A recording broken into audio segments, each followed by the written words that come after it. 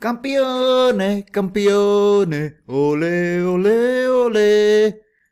Hello champions! Hello everyone! Today I'm in a super mood. Today is my wife's sister wedding, and after recording this video I'm going to jump there. I haven't drunk yet. I have a very important lesson for you about seeing the whole world.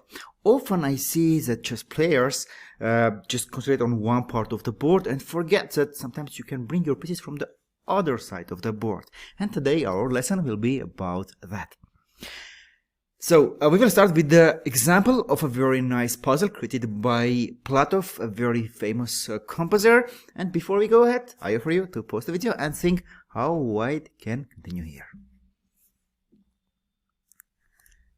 Okay, here we go. The first move is more or less clear. We should try to give this knight h8 check, because if black goes king f8, it will be queen f7 checkmate, and if king g7, we will win the queen after knight f5. The problem starts after knight h6 when black plays king h8. And now how to continue. If you didn't find the solution, I offer you to second time, pause the video and think. Okay, so clearly we want somehow bring this queen to g8. But if we try some queen g4 or queen f7 moves, we fail because the queen on h5 does an important job. It defends the h6 knight, so we cannot do these moves. If we try anything else with queen again, knight hangs. We can try here knight f5 move, but it will not work. Black can play queen e5, for example, and they are fine. And here it comes the important topic, to see the position from all sides of the game. And here we go, queen h1, very strong move. Now white threatens a few things. First one is queen a8 check, and after king g7, knight f5 check, winning the queen. This is the first threat. Also, white wants to play queen a1 check. It will be the similar thing. Just after queen a1, queen will be on d4, and then the same thing at the end. It will be knight f5 check. Let me illustrate it. So queen a1 check, queen d4 check, and after king g7, knight f5 check, winning the queen. After queen h1, what to play? If black goes queen e6, for example, so after queen a8 checks, they can run king g7. Now it goes queen a1, and soon black will get checkmate. If black plays queen f2, so after queen a8 checking g7, they don't lose a queen. However, after queen f8, you know how to do. Queen a1 first, and after queen d4, check on a8, and knight f5, winning the queen. And after queen h1, suddenly black has no defense. They can try d5, not allowing queen at queen a8. And if you take queen at d5, black will take the h6 knight.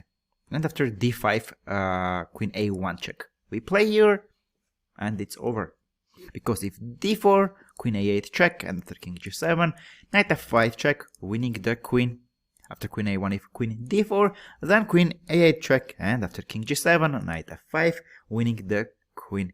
So here was the first example of today, when we need to see the whole board and find here queen h1 move. Queen goes to a8 or a1 first. Let's go to the next example. Okay, sorry, that was the homework. We will come there. Here is the second example. With white plays Alexei Shirov against Yakovenko. How to continue? Are you free to pause the video and think?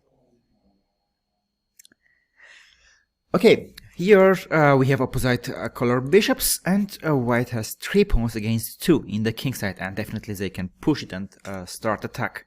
And the first moves that usually come to mind of chess players is f5. Try to push the pawns and use in future the f line in order to attack the f7 square. And after we play f5, this move is possible, but the problem of this move is that after gf5, rook f5, black has the e5 good square for their bishop, and in future our king on d3 can also be in trouble. What did Shirov here in the game? He played queen g2. He prepares queen b2 check, and then queen from b2 will put a very annoying pressure on black's king. For example, if black plays here rook h8, attacking the e3 pawn, now queen b2 check. And after king g8, instead of defending the e3 pawn, white can play rook h1. And it's coming rook h8 or queen h8 with a checkmate. If rook e3 check, just king d2. And there are no more checks because the bishop on c4 controls the e2 square. If black tries to run king f8, king e7, there will be queen f6 move, controlling the a7 square, and there is no defense against rook h8, checkmate. After queen g2, black tried a6, with the idea after bishop a6 try to give up the c-pawn as well, and get the c5 square for their bishop, and play some bishop c5, trying to get some counterplay. It's still winning for white, however, after a6, Shirov played queen b2 check, king g8, and king c2. King goes back, but at the same time opens the rook on d1, and now two rooks attacks the d6 bishop. If rook d6, for example, queen f6, and it's impossible to defend the d6 bishop because of the pin. After king c2, black played rook h2 check, after rook d2, rook d2, rook d2. Now, white wants to play queen f6, attacking the d6 bishop, and also they want to play queen g6 because of this pin. For example, if queen c6, queen f6. In the game, black played b5. Now looks like we can play rook h2 with idea rook h8 or queen h8, but it doesn't work because of black's next move. I refer you to pause the video and think which one is that next move. Okay, black can play bishop e5 here, and after we take fe5, then bc4. However, after b5, instead of playing rook h2 here, Shirov found a move after which Yakovenko resigned. Which is that move? I refer you to pause the video and think. Okay, queen f6 was the move. There is no more bishop e5, and it's coming queen g6 first, but there is even more dangerous threat, rook h2 and then rook h8 or queen h8. And here Yakovenko resigned because he can't try to run with the king, because after king f8 there will be queen h8 checkmate. Okay, so it's very important when you play chess, see all the board, and sometimes you can regroup your pieces using the other side of the board. And at the end of today's lesson, I have a homework for you. Here we go. It's white to move. Black's king is a little bit weak, and in the game, white played e5 with the idea to play knight e4. Looks logical, but there is something stronger than e5. What is that?